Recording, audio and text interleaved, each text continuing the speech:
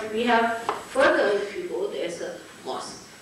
What is that mosque? It's called as Hazrat Bal. Means one hair of Muhammad Sahib is kept in that place. I said, really, just imagine one hair of Muhammad Sahib was kept in that place, and I got it up at least 5 miles away. So you can imagine that hair may not be aware of the vibrations it has. But the one who is a human being and a realized soul gets the awareness 5 miles away from that hair that there lies the hair of Muhammad Sahib. Now for this hair there has been a big quarrel and fight and this and that, and then it was replaced, all sorts of things. But the ones who are fighting even for that do not know what it is. Just fighting for nothing at all.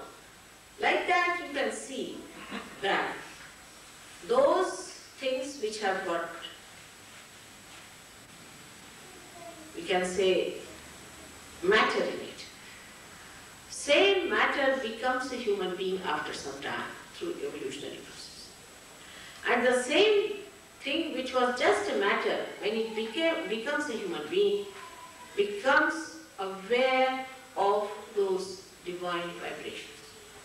Before that it cannot. So we cancel out all animals.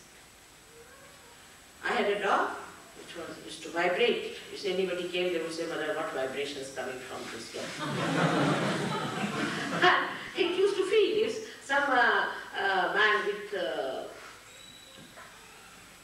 nasty feelings or something would come in the house, he knew it was, so he used to bark on that. He knew many things. But he was not aware that he had vibrations. He could not feel himself that he had vibrations. He kept a very good health and he was a pedigree dog, but the doctor said that this dog is remarkable for his own pedigree. He's too tall and too broad and very healthy. See? But because of vibrations, he kept up that kind of a health. So one has to understand that you become the truth means your awareness itself becomes aware of divine. That your central nervous system, or you can say your brain, evolves to that state that you can feel the vibration. That's one thing. Then you can not only feel the vibrations, but you can discern them. You can find out whether these are good vibrations or bad vibrations. Then you can also say whether these vibrations are partial or full vibrations from the person. If the person has got some sort of a disease or a trouble, you can, without knowing a word about medicine, you can say this person is suffering from such and such disease. Imagine the computer that we are. We are really the greatest computer that anybody can produce. Human beings can't produce this computer. The one they have produced is just a copy of this, which is not such a great copy also. Because this computer sees something and knows this is this. It doesn't think. Can you think of a computer which doesn't think? Just without thinking it knows. And that's the computer we are. Now this great computer of our brain, which just sees and knows, feels and knows, smells and knows, this special computer becomes a greater, we can say a subtler instrument which knows the divine, which feels the divine, which understands the divine and can maneuver it. It can maneuver it. For example, a person has got some problem. He's suffering from some disease. He knows how to cure himself. Also, he knows how to cure that person. Now, I've known many people who say that they are healers. Some people heal also. But it can be very dangerous with these healers, because these healers are not the people who have any knowledge about the divine. Some of them could be realized souls, could be. But they do not know what they are doing, what they have to do. And some of them, most of them are not the ones who are realized souls. They are the people who use a kind of a spirit. Like in this England, here in London. We had one hospital once upon a time called late Dr. Lang's Hospital, called as Dr. Lang's International Hospital or something like that. Now this doctor was dead. And he manifested into a soldier somewhere in Vietnam and told him that you go and see my son. And when he came to see the son said, how do you say that my father is in you? He said, I'll tell you the secret talks you had with your father. Then he talked. He was amazed. Now he said, your father wants me to start a clinic. He said, are you a doctor? I said, no, I'm not a doctor. But he said, there are many doctors who have died without expressing their skill. So they would like to help, and we should start this clinic. So the boy agreed and they started a clinic. Now see, the father did not possess the boy, but he possessed some another healthy person in Vietnam. When he got a shock, then he possessed him. And then they started their healing process. So actually I came to know about them because there was one lady in India who came to me, and she came to see me because she was suffering from horrible nervous trouble. And she came before me, she was shaking just like this. So I said, what's this? He said, this is my nervous trouble.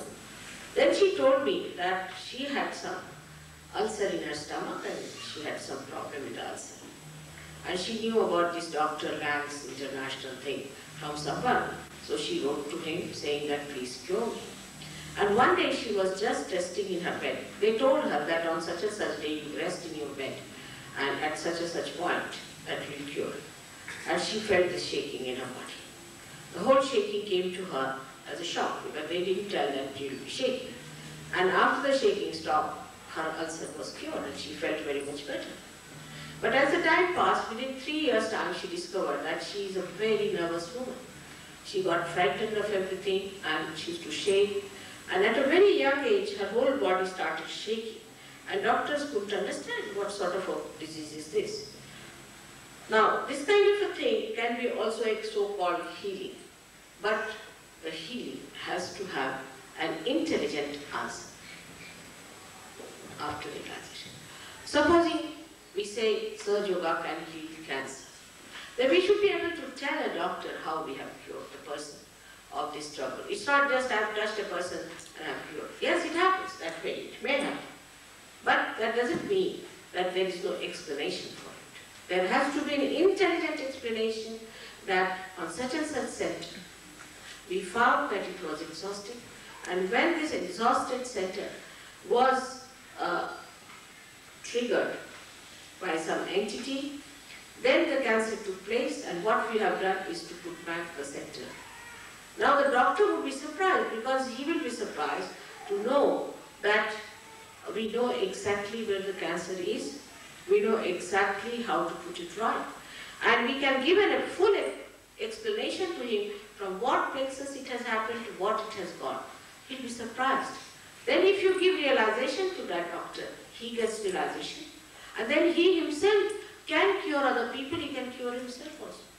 But it has to have an intelligent explanation. This is what the truth becomes when you become a realized soul. If a person is a realized soul, he sees truth so directly, and that he can explain it, so the people can understand what he's going to say and what he's meaning. It's not something ambiguous.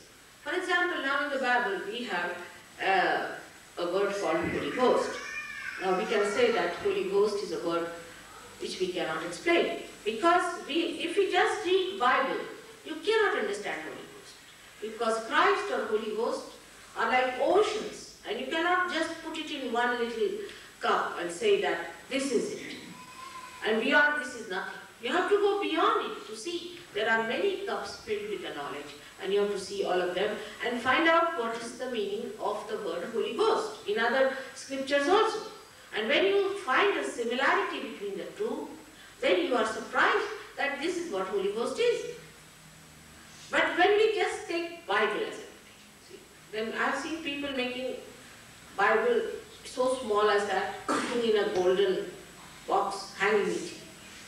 Imagine. It is absolutely absurd. Bible is to be respected, no doubt. It has great knowledge in it. But as the Bible itself, I feel, is a microscopic thing. It's very microscopic. Every word is microscopic, and to go into its details and all that, you must first get realization and get explanation from other places, other dictionaries, which can explain it better. But when we stick on to one sort of a thing, then we are flabbergasted. Like the other day we had a controversy about Christ, and I told you very frankly that Paul is all wrong. He is not a realized soul at all. He doesn't understand God. He doesn't understand religion. And that is what is when the truth comes to you. You see everything clearly. And all the people, truth being absolute, say the same. Take Khalil Gibran, he says the same. Take your William Blake in England. Anyone you take, they say the same thing because there is no difference of opinion as far as the truth is concerned if you are facing the truth.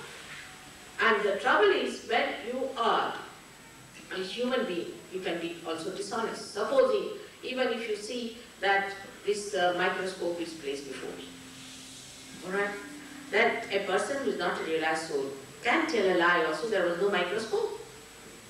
Can tell, but not a realized soul. And a person who is possessed may not even see a microscope. You'll be surprised, some people don't see me, they just see light. If they are possessed, their eyes are possessed. If somebody is a drunk fellow, he may not even see me, he just walks over me like that. So the awareness before realization can be blurred. And there, for a simple, truthful thing as you see with your own eyes, there can be aberrations, there can be other explanations and other descriptions. But after realization, the basic truth never changes. You may say it in a poetic way. Like Paul has said, this Paul seems to be a strange man to me. I may say that he was not honest. Or somebody may say something. But the truth about Paul is the same. But those who are not realized soul will not understand. They are built big churches in his name. People are going to the church, now people are flabbergasted. They don't know what to do. They have built the churches in the name of Christ, everything, and he denies the miracles of Christ. So now what to do? They are lost. They don't know how to get over this feeling of frustration that they love Christ so much. They adored him. They thought him to be such a great personality, that the Son of God. And then now suddenly to say that he had no miracles. That was shock, but don't believe them. Don't believe them, because Christ was the Son of God, no doubt. But how can you explain? When you just read Bible, you cannot see. And then Paul, this Paul, who was he? He should not have been there. He is not a Christian, anyway, because he had never seen Christ. So this kind of a challenge, only a person who is a realized soul can put it, and all realized souls will stand by with that person. They'll have the same voice about it. Whether you go to the antiquities or you go in the future, any time a realized soul will come, he say the same thing.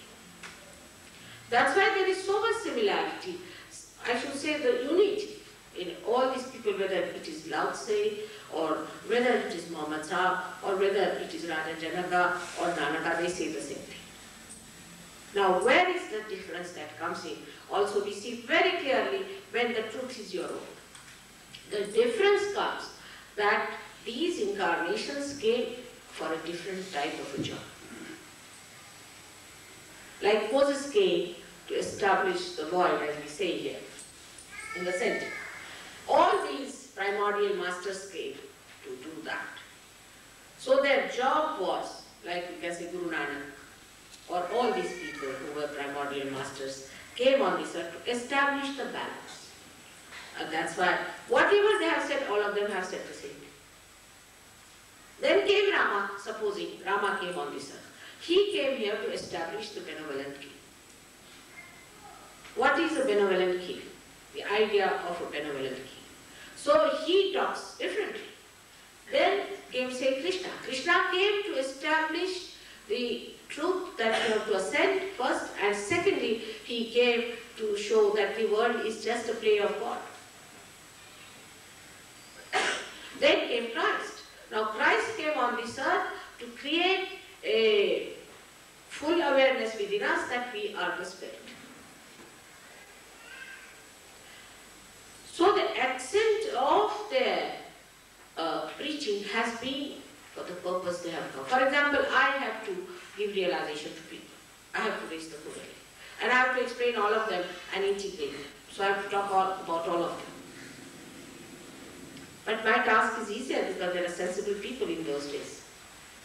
But when Christ lived, what sort of people lived? They are absolutely cruel, violent, nonsensical.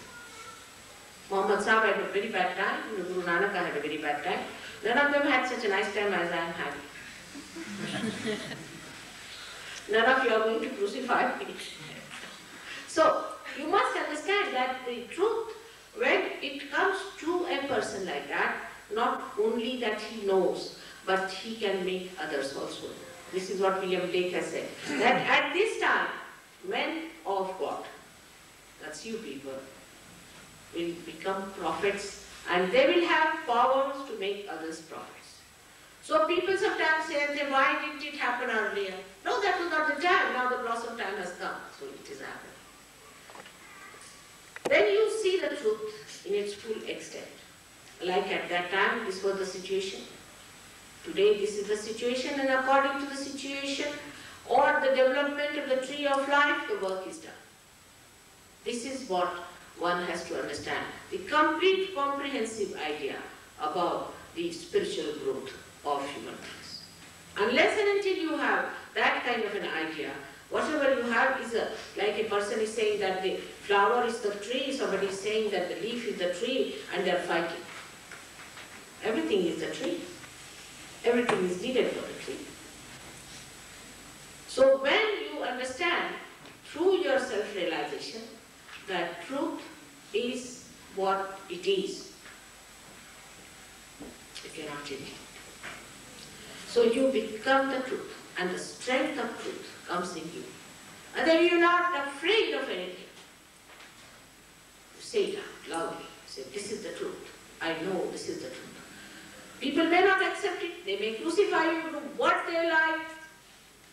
But truth is truth. And that truth remains forever and ever. It is eternal. But this brain that we do not think much of becomes aware of the truth. This is the blessing of the truth upon us, which comes to us through our self-realization, or we say through our spirit. There can be complete 7 lectures on truth if I go on, but I think I have to see to the other side of it, what else it does. The another thing happens to you is your attention. Now our attention is outside. The reason is our brain has become like a prism.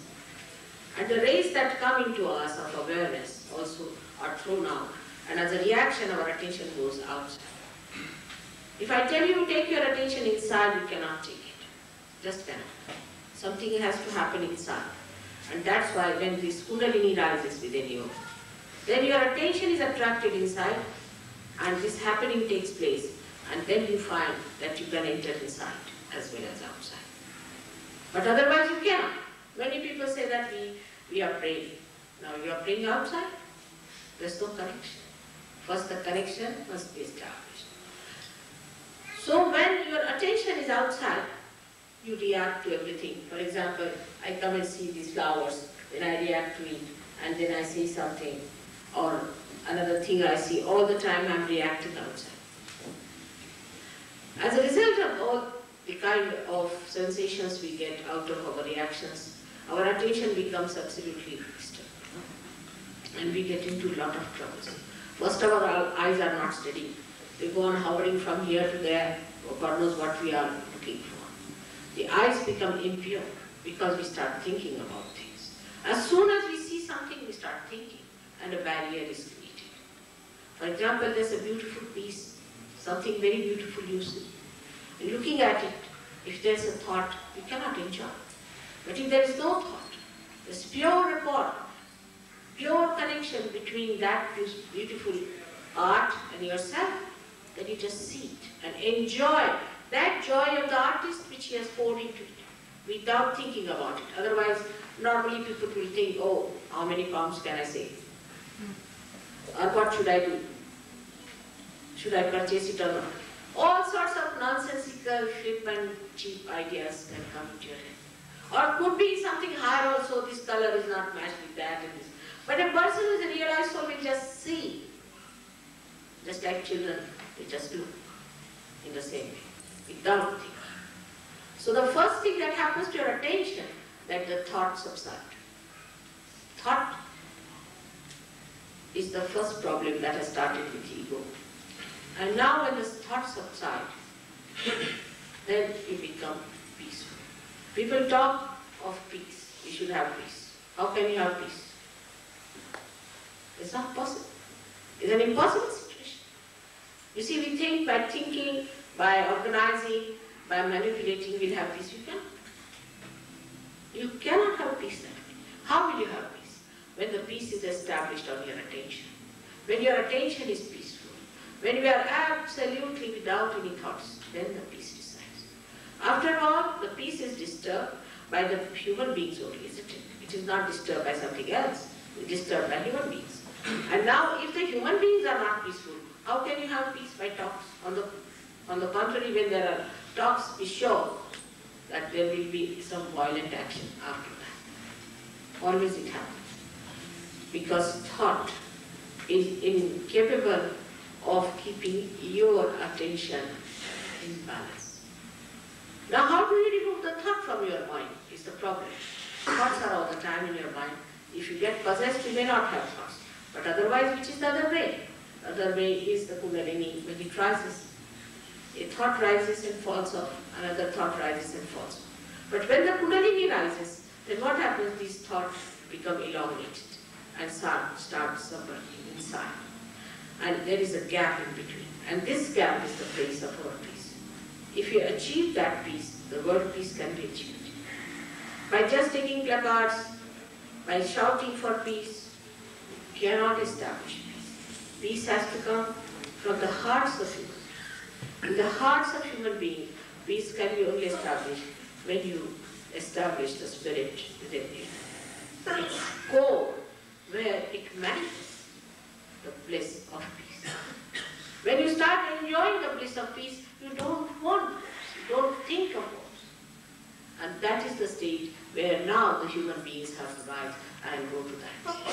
So these horrible times which we call as Kali-yuga, the modern times, which are the times of complete illusion, and when all the value system is changed, where everybody seems to be unhappy and sick, is the time also preceding the Krita Yuga, the time where everything will be done, perfected and established. That's the meaning of Krita Yuga. So to begin with, primitive times, which were called Krita Yuga, are established again. The primitive is again established, but here with awareness. Like as I told you, the matter becomes aware of itself. The Kundalini, which is a potential thing, which is a potential power of desire within us, which is we can solve the primitive, manifests itself and becomes aware of itself. That is what is Sahaja Yoga today. It's all Sahaja, it's all spontaneous. All life process has been spontaneous, but today that is what it is. So spontaneously your attention becomes peaceful, absolutely peaceful. And when that peace is achieved, that peace is established within your heart through the ascent, then every bit of that peace emits peace. Such a person, wherever he is, he emits peace. Wherever he is. If there's a quarrel going on, there will be peace. Even we have seen, if there's one person with a realized soul in a train, and if there's an accident, everybody's saved. Even one person. There are many examples where in a bus there was one lady who was a realized soul, and the bus fell down with 3 somersaults, and it fell on its 4 legs, and everybody was safe, and this thing started. And they tried to find out who was the realized soul. Because in India we understand this. We are more grown up in spiritual sensitivity than in material sensitivity. You are very sensitive to material things. We should also learn something from you, I should say. But you should also learn something from us. And that is the spiritual sensitivity. To understand what serenity is and what superficiality is. So with this attention being absolutely stationed on a balance, you start seeing the superficiality. You start discarding the superficiality. You immediately see that this is superficial, there's nothing in it. And then the attention only accepts whatever is deep, whatever is divine. The rest of it is rejected. It doesn't accept. It doesn't react. It doesn't say anything about it. It doesn't accept.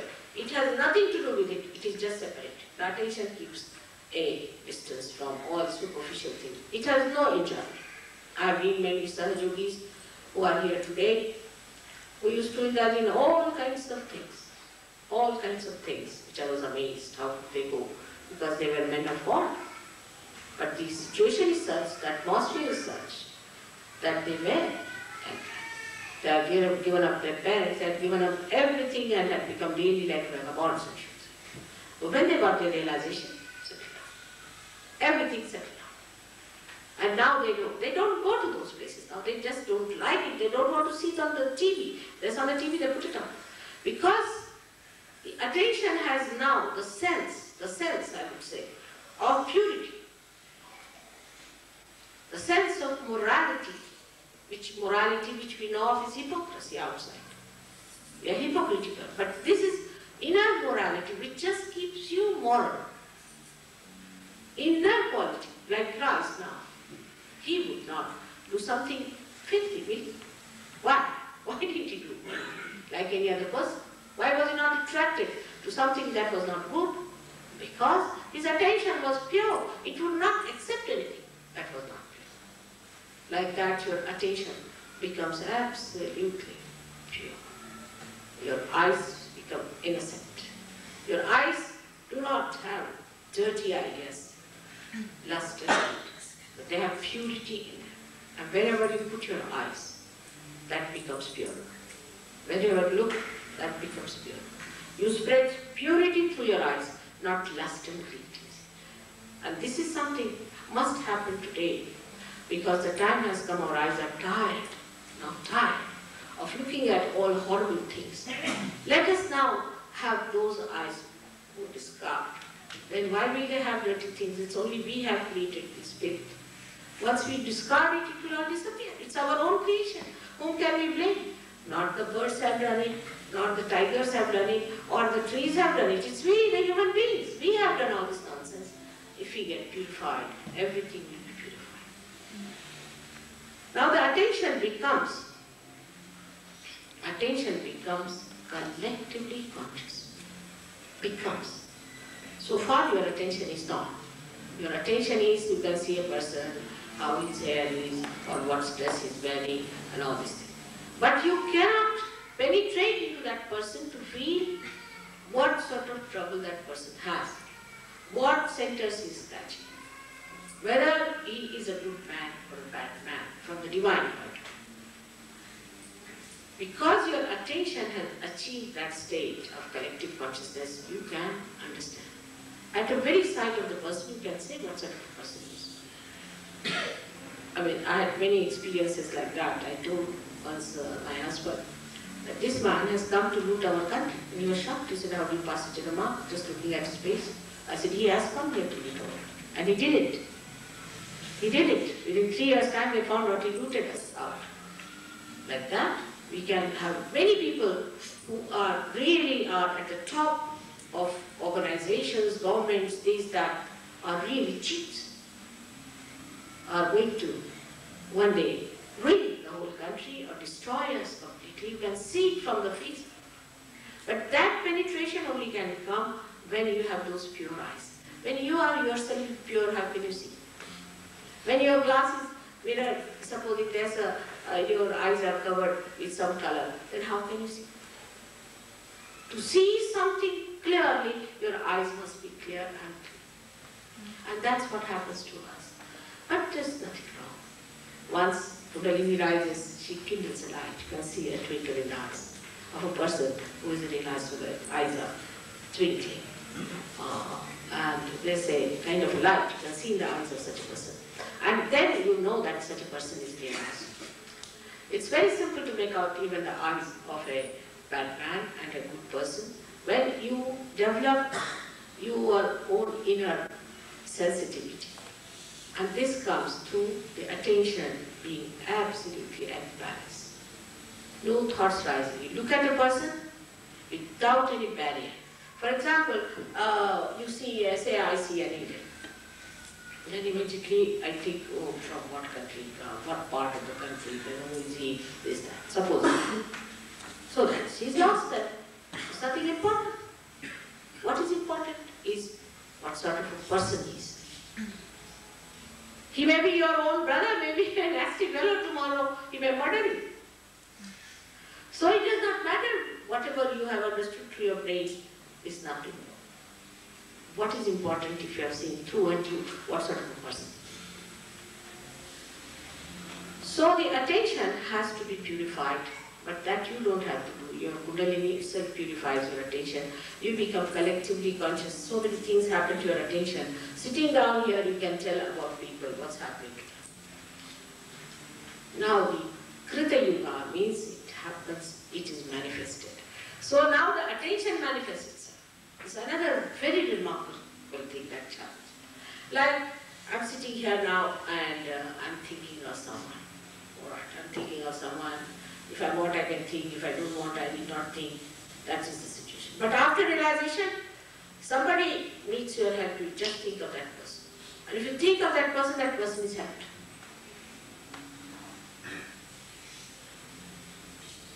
Even if the person doesn't know and is thinking of what, you may help that person, just thinking of it. It happens. It has happened. You must have seen one of the things happen in Bedford. It's very surprising for people, but it's a fact. The fact is like this, that some people were going, one boy was going on a motorcycle and he fell down from a bridge and they called for the ambulance. But after some time the boy himself got up and killed. And they were surprised because they expected him to be dead. They were surprised, how did he walk on? So they asked him, he said, no, there was, I'll tell you, in the hospital. They took him to the hospital and there was also police people and he told them that I fell down all right, but a lady came in a white car, I have a white car, and she came down and she healed me. She said, which lady? He said, Indian lady. She was wearing a white sari. They couldn't believe this, it must be a hallucination. Next day he says, saw my photograph. Because I was speaking in Bedford, that time when he fell down. Like this, we had a bigger hall than this, and I was speaking there when this had happened. So they were quite surprised, and he said that a little point down below is left. There she said, you come to me and I'll cure you. So they asked Naveen Brown about it, and he said, yes, this has happened in India many times, and it's surprising it has happened here also. But it's nothing great, it's nothing special. Because if you can receive on the television something from the ether, you can always receive at that level also. And you can manifest it. But in the television what we receive is, it doesn't manifest. Supposing we see some photograph of someone. It doesn't get up and cure us, does it? It does not.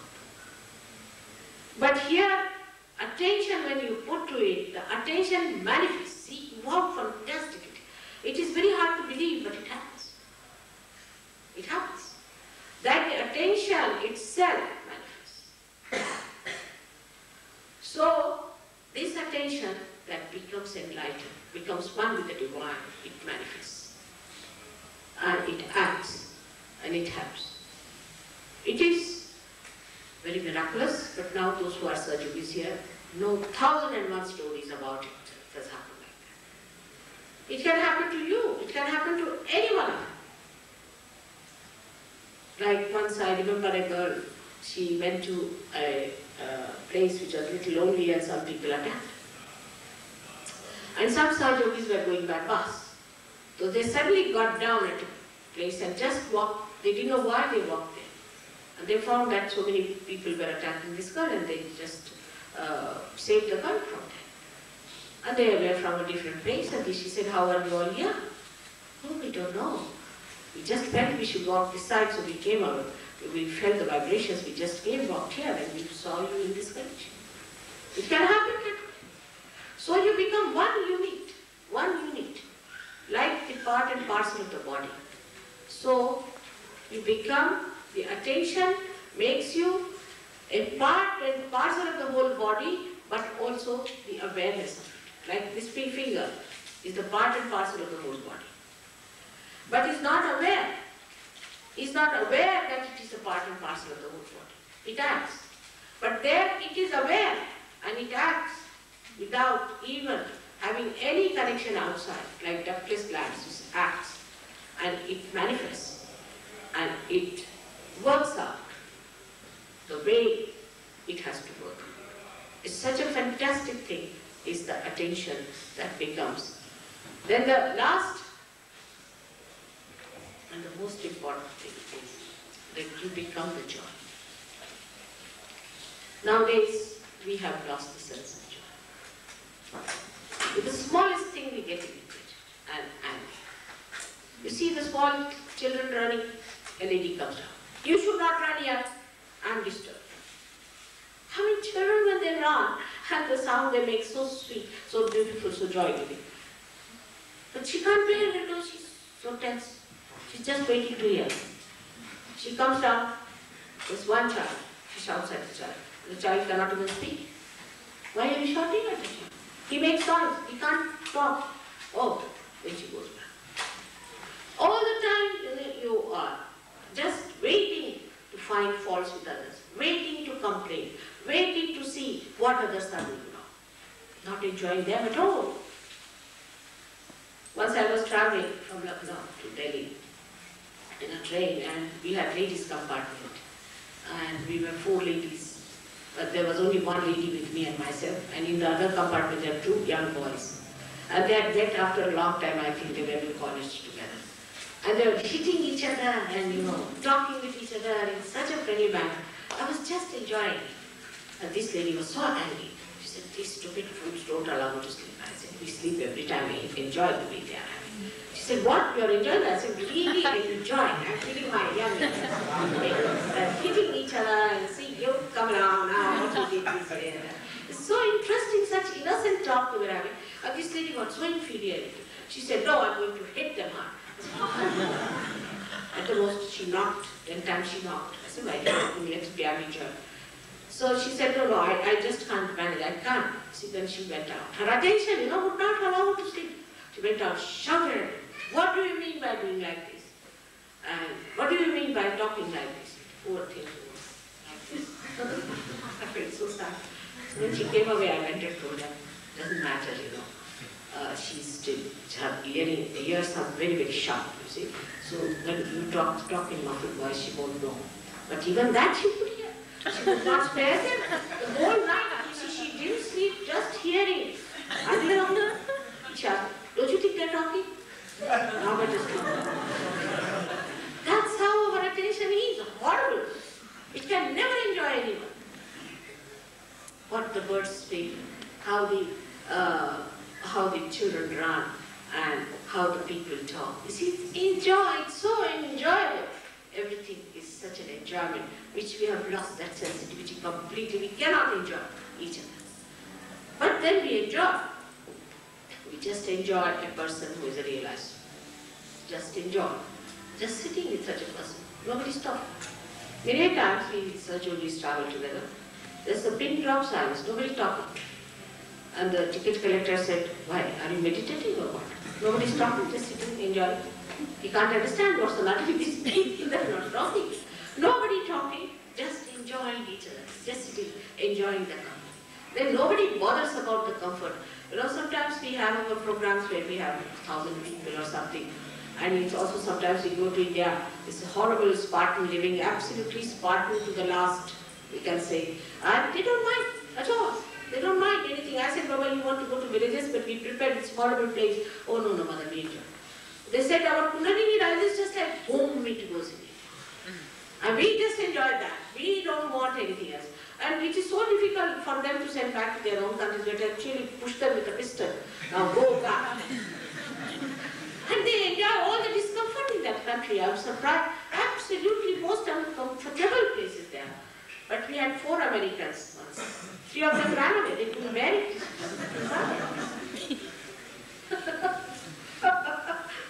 We had to force them. We said, no, we have to stick them with something that they stick on them. They would not. This no, it's too much for us. How can we live like that? I said, what comforts you have here in the country? See, all plastics. We eat in plastic. Everything plastic. Even for towels, you have plastic. At least in India, you have everything cotton. You have a plate of, say, a beautiful plate of brass to eat food. What do you have in your country that you are talking of your comfort? They got a little bit. I said, we have at least motor cars. All right, we have got bullock cars. Doesn't matter. But it is too much for them to go by a bullock cart because you see, their body is all shaken up, their attention all outside. So this is what happens. Your attention becomes balanced. Attention becomes collectively conscious. You start enjoying others. And this so-called comfort for which we really fight is zero. Like here I see, if you go to Yorkshire, you find people have gone to Brighton. Why? For a holiday. And the people from Brighton have come to Yorkshire. I said, but what? I can't understand. They can't sit in the house. See, there's nothing like grahastha, means the one who stays in the house, isn't it? There's nothing like a household. They're always out of the house. As soon as they get a holiday, they must pack up, walk. Some people are just cruising. Fine, why are you cruising? You must sit at home. Home is the place of bliss. Sit down, talk together, have some rapport, be nice to each other. That's not there. You will have a television in between you. Otherwise, if there's no television, there's a fight. Nobody can stand the company of another person even for 5 minutes. Either you have television or you have newspaper or something in between. There's nothing like enjoying the company of other person. Why? Because our attention is so shaky. Just gets disturbed for nothing at all. I mean, how can you live in a place, in any place without any sound? You want to have a soundless area. Then why God has given you ears? He has given you the ears to enjoy the music of His rhythm. And that you can only feel when you become a realized soul. Before that you are very uncomfortable. You have all kinds of wrinkles all over. And you ask them, why have you wrinkles? Oh God, you know, I have neighbors who are young boys. They are all the time singing loudly. I will grow old in no time. I said I would go and join them if it was. What is there to feel so bad about it? What is there to feel that you cannot bear it? Why should you be so tired about it? Because our attention makes us tired. All the time our attention is. And the worst is our attention is on the watch. Watching the time. For what? For what are you watching the time? There is no more going to be a war of Waterloo or anything. You don't have to worry on that. You see, when the bomb will come, it will come without knowing. So why watch the time? After all, that's the only thing that is important, isn't it? Otherwise, what is important is enjoy the time, this moment. Every moment has a dynamism in it. But you are thinking now to go, now mother is speaking whether I'll get my train or not, I should look at that. As soon as the time is over. But I tell you, for a surgery, the trains will stop, the aeroplanes will stop. Everything stops. Because after all, it's all God's will, you are entering. Who is greater than God? Who is more powerful than Him? Once you enter into His kingdom, everything works out. You know, it works out. But we don't know how it worked out. It works out. They talk in third person, it works out. So the joy of those happening The joy of that blissfulness, that security of God fills you up. And when it fills you up, you feel absolutely relaxed. You feel it's all done. Now the gentleman has gone, you need not look at him. Actually when he was sitting, he was having big things. And it happens with people because I think he's a possessed person. And with me sitting here sometimes, they go into contortions and do all kinds of things. Better that he's gone. But you don't pay attention to him, it's nothing important. There's no need to turn your eyes. Just now we're talking something nice, let's talk of something nice. Why pay attention to something that's not so nice? So attention should be at the nice things, as we say, but it is never. How do we do it? We do it by enjoying the nice things, by understanding the nice things. Just our attention goes there, and whatever else may be there, we just don't see. We just don't see. We went once to a place called Nepal. You must have heard about Nepal and Kathmandu. And my daughters were there with me. And normally Indian people are a little bit sort of, daughters, they wouldn't carry them to places if there are erotics and all that. Actually, we had never seen erotics in our lives, you see, because our attention is not there. So we saw the whole of Nepal, we never saw any erotics, you see. Second time I went, my disciple was there, he was writing a book, and he said, Mother, do you know that Nepal has the maximum number of erotics? I said, no, we never saw. We are moving about with our daughters, we had never seen any erotics anywhere. Oh, it's full with it. I said, where? On top of every temple. I said, why do you see the top of the temple? Why don't you see inside the temple? He said, no, on top of the temple, you'll find lots of these erotics. I said, where? You know, to my amazement, when we went there, the Japanese had put up long these wires and what you call them, those big, you use machine-like ladders, you see machine-like ladders, special ladders there. And with the zoom lenses, they were taking photographs of these erotics. I said, Papa, what's the matter with these? He said, what is there to see in them? And they were taking photographs of these. I said, from this distance, I can't see. I mean, any Indian who goes there, goes to a temple, his attention is on the deity. And he's not bothered, we never saw these things. What is there outside? And these Japanese are with the zoom lens, one falling down and holding on to the wire, another standing on his head, trying to arrange the camera. To get what? That filth, dirt. I was amazed. Because our attention is used to filth. You see, if people who are, we call them sweepers in India, they have to clean which is not a very good thing, but they do a dirt cleaning thing or a garbage cleaning. And they have no nose to feel the dirt. You see, they become like animals. They can pass through any dirt or filth. Same thing has happened to us. We have no sense left of sin. What's wrong? So what? That's what. We have lost the sensitivity to sin. But after realization, you just become sensitive. And you abhor it, just leave it. So the discrimination takes place. You can never enjoy a sinful act. And the enjoyment of righteousness and virtue starts flowering into you, you become a flowering personality. You really enjoy yourself. You never say, I hate myself. Or you never use this word, I hate you. Next moment, I love you. That sort of nonsense goes away from your tongue. You become a beautiful person who is never bored. Who is never bored. You enjoy your own company so much. Even if you are engaged, you are enjoying yourself. You are outside, you are enjoying yourself. Because you are there, you are not lost. So this is how our attention becomes enlightened and you become the joy. And this joy fills you up completely. You become a personality of magnetism, complete magnetism. I was surprised that the best perfume that they produce in Paris is called as joy.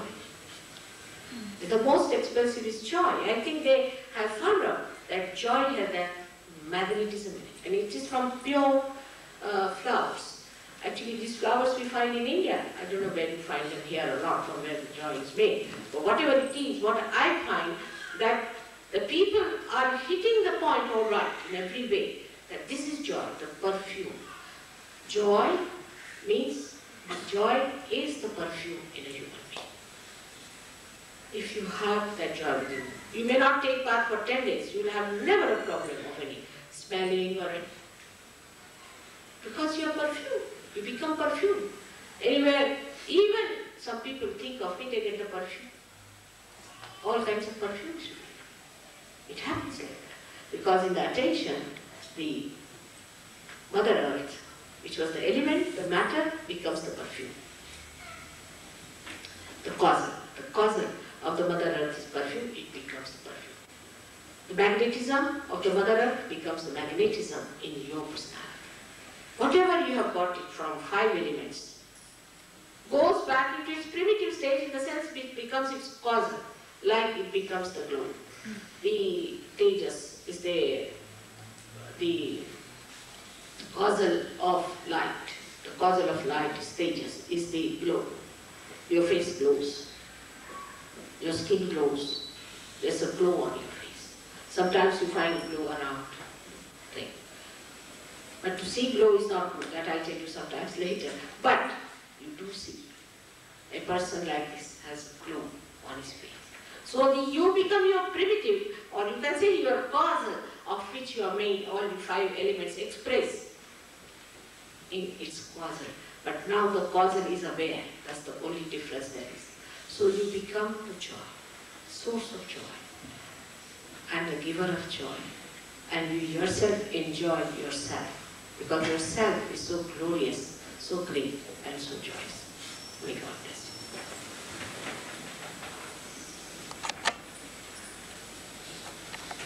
So again we'll have some questions, but open the windows today, it's like India, okay? So